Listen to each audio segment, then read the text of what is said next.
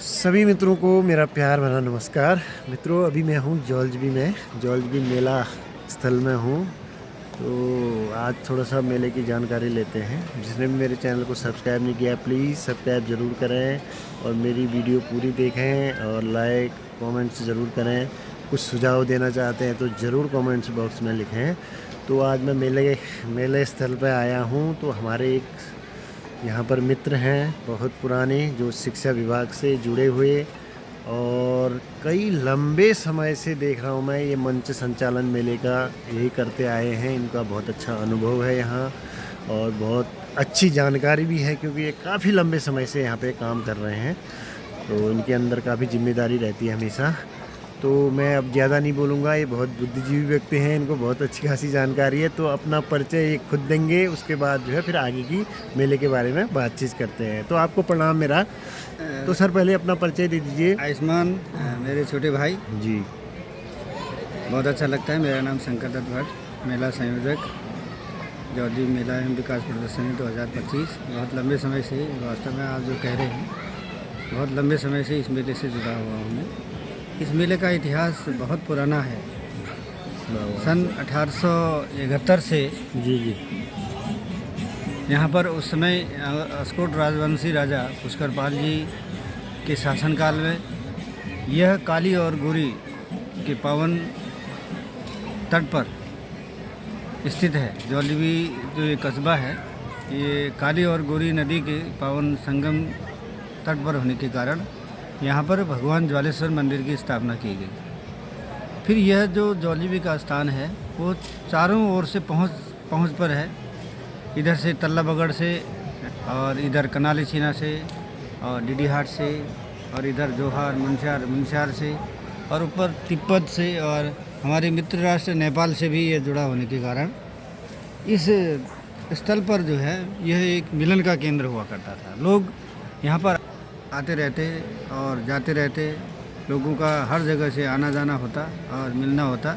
तो इस स्थान को जो है मिलन के केंद्र होने के कारण यहाँ पर ज्वालेश्वर महादेव की स्थापना की गई। इसके साथ साथ फिर लोगों का कारोबार बढ़ता गया और धीरे धीरे लोग आते गए, जुड़ते गए।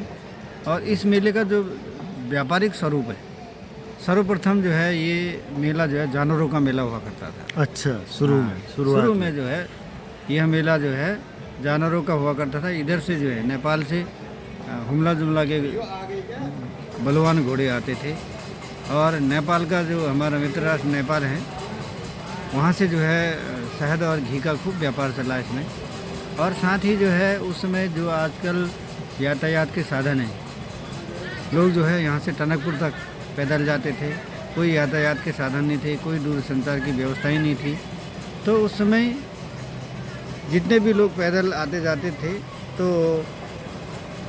सामान जो है घोड़ों में, खच्चरों में, या हमारे जो रंग समुदाय के लोग हैं जो शीतकालीन और ग्रीष्मकालीन जो प्रवास करते हैं, चाहे वो मुनस्यारी क्षेत्र के रंग समुदाय के लोग हों या हमारे दारमा और व्यास वैली के रंग समुदाय के लोग हों, तो ये जब नीचे तराई गर्मी जाड़ों में जब ये नीचे तराई भाबर में जाते थे तो वहाँ से जो है जब गर्मियों में वापस आते थे तो माल का गुड़ ले आते थे और अन्य अन्य खाने की सामग्रियाँ, नमक, जितनी भी जो खाद्य सामग्री है या पहनने के लिए कपड़े हैं, वो जो है अपने घोड़ों में या बकरियों में जो है ढोते थे।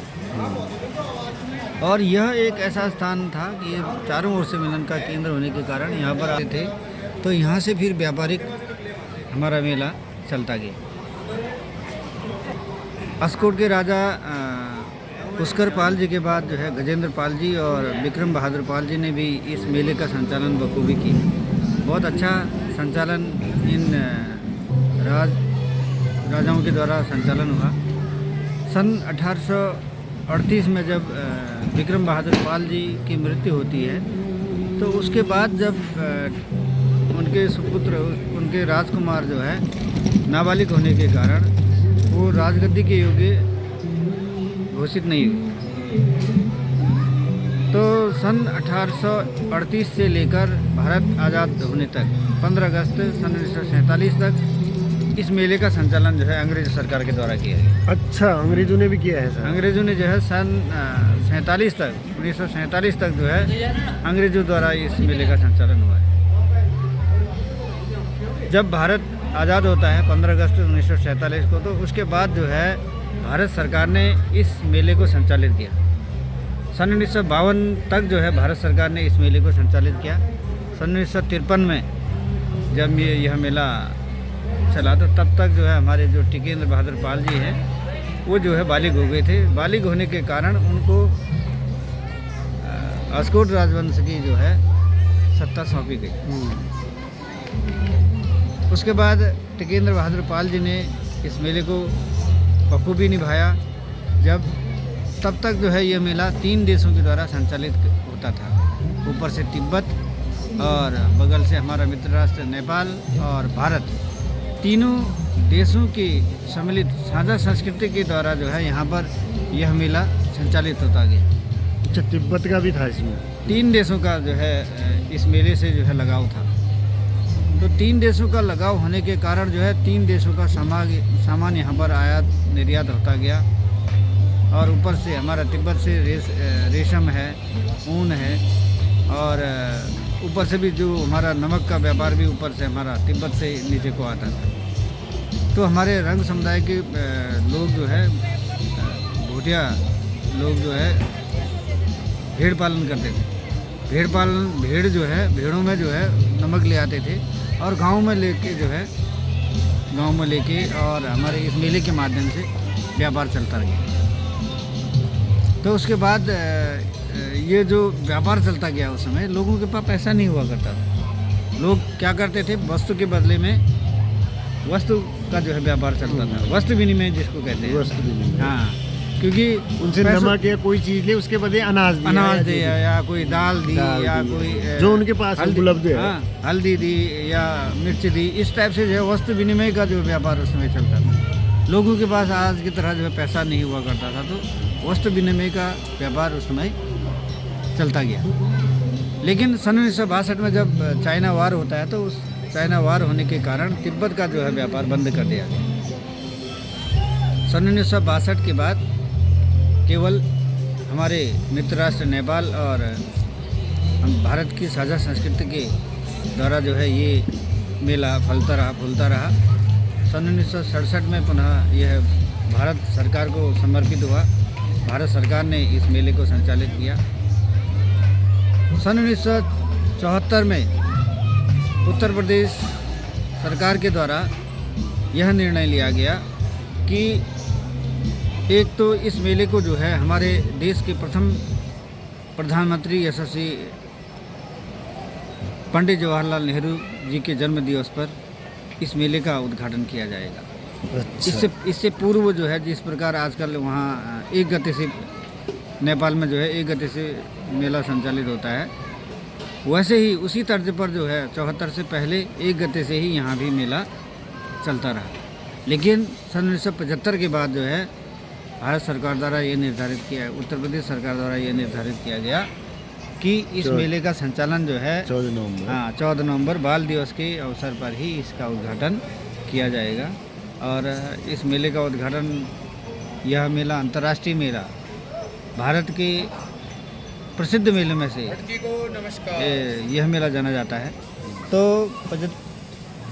उसके बाद जो है सन 1992 तक जो है भारत चीन संबंध हमारे सही नहीं थे, तो चीन, 2 देशों की साझा संस्कृति इस मेले में देखने को मिली।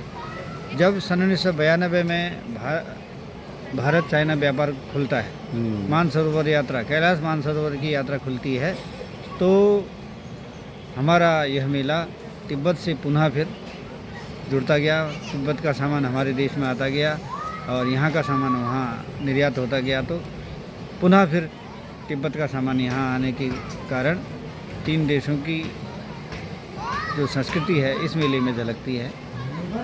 लगातार यह मेला संचालित रहा। तो सन 2000 में जब उत्तराखंड अलग होता है, तो उसके बाद उत्तराखंड सरकार के द्वारा इस मेले का संचालन लगातार चलता रहा।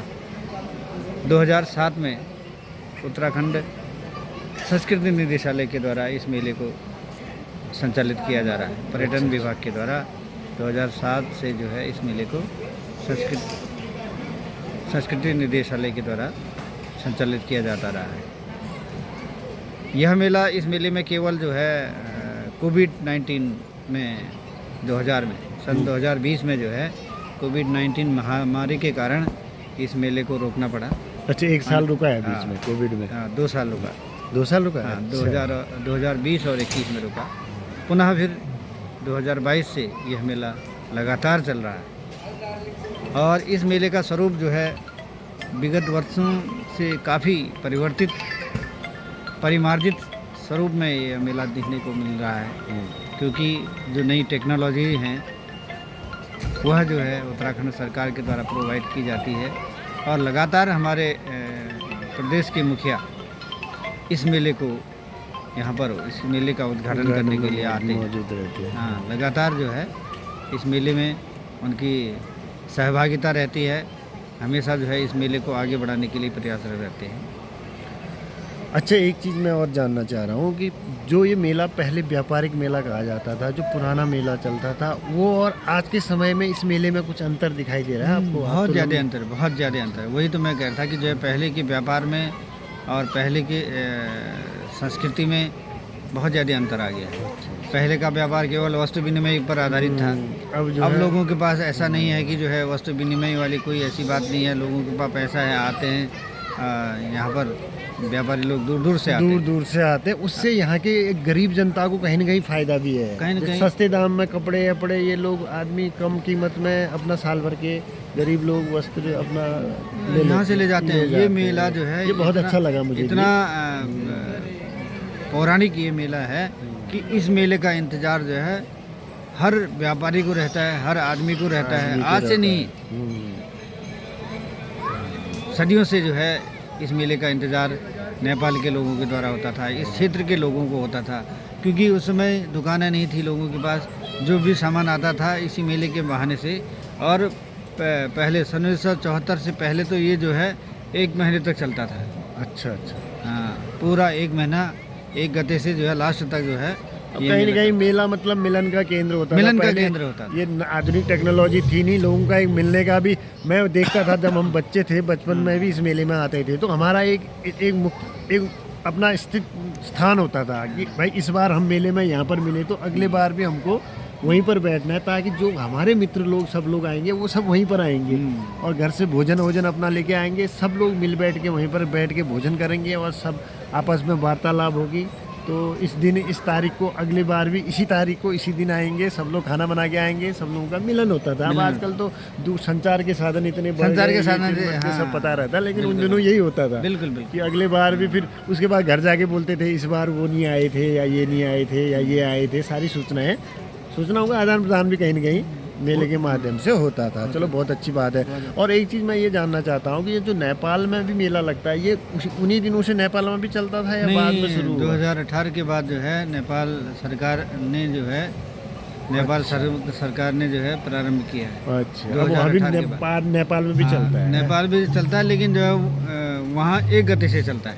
अच्छा। मैक्सिमम ज़्यादा से ज़्यादा 5 दिन का मेला जो है संचालित होता है। चलो, बहुत अच्छी बात है आपसे। बहुत और सर, और कुछ जानकारियाँ मेले के बारे में विशेष और कुछ ऐसा जो आपको दिख रहा है? 2023 में पुनः चाइना व्यापार खुला है। अच्छा, 2023 में फिर खुल गया चाइना व्यापार जो है, क्योंकि भारत सरकार द्वारा जो है कैलाश मानसरोवर की यात्रा प्रारंभ की गई है, तो पुनः जो है हम ये आशा करते हैं कि जो है जो हमारे यहाँ के रंग समुदाय के लोगों का ताकलाकोट में फंसा हुआ माल था, वो माल जो है हमारे जौलजिबी के इस ऐतिहासिक मेले में होगा, वो जो है इस मेले में बिक रहा होगा, ऐसा। अच्छा, और कल्चरल प्रोग्राम सारे कुछ होते हैं यहाँ? लोकल कलाकार, बाहर के कलाकार भी आते हैं, तो ये रोज शाम को, रात को भी होते हैं प्रोग्राम यहाँ? इस रात तक कितने बजे तक का? इस मेले में हम बच्चों के लिए भी, यहाँ के जो विद्यालय स्तर के बच्चे हैं, चाहे वो प्राइवेट स्कूलों से हो या चाहे वो सरकारी विद्यालयों से हो, हर बच्चों को जो है, हर विद्यालय को जो है हम सुविधाएं देते हैं। चाहे वो कन्नलछिना ब्लॉक का हो या डीडीहाट ब्लॉक का हो या मुंशियारी ब्लॉक का हो। तो हमने सांस्कृतिक क्षेत्र में जो है ग्रैंड फिनाले जूनियर वर्ग और सीनियर वर्ग की जो है प्रतियोगिताएं रखी थी। 22 तारीख को जूनियर वर्ग का ग्रैंड फिनाले फाइनल राउंड था, जिसमें जो है मतकूट अच्छा, मल्लिकार्जुन स्कूल मतकूट जो है पहले स्थान पर रहा और 5,000 रुपये का इनाम हमने उस विद्यालय को दिया। और सीनियर वर्ग का जो 23 तारीख को था ग्रैंड फिनाले, उसमें भी जो है बहुत अच्छी बेहतरीन प्रयास हमारे बच्चे सांस्कृतिक क्षेत्र में कर रहे हैं। और ऐसे ही जो है इस वर्ष विगत 2-3 वर्ष से जो है हम इस जौलजीबी के मेले के माध्यम से यहाँ पर बैडमिंटन प्रतियोगिता भी कराते हैं। बैडमिंटन में इस वर्ष भी बहुत अच्छा सहयोग रहा व्यापार मंडल जौलजीबी का और बैडमिंटन एसोसिएशन जौलजीबी का, जिसके डायरेक्टर हमारे दिनेश वर्मा जी हैं और यहाँ व्यापार मंडल के अध्यक्ष श्री धीरेन्द्र धर्मसप्तु जी हैं और यहाँ की जो ग्राम प्रधान हैं कविता अवस्थी जी और यहाँ के जो बीडीसी मेंबर हैं शैलेश पाल जी और जिला पंचायत सदस्य हमारे महेंद्र सिंह परिहार जी हैं। आप सभी का जितने भी हमारे जनप्रतिनिधि हैं उनका सबका अच्छा सहयोग, बहुत अच्छा सहयोग रहता है। विदाई जी का तो रहता ही रहता है। और साथ ही जो है एक तंत्र बेहतरीन तंत्र बना रखा है हमने, जिस तंत्र के फलस्वरूप इस मेले को भव्य और दिव्य बनाने का प्रयास किया जाता है। और इस बार हमारे जो मेलाधिकारी हैं उनका बहुत अच्छा प्रयास रहा।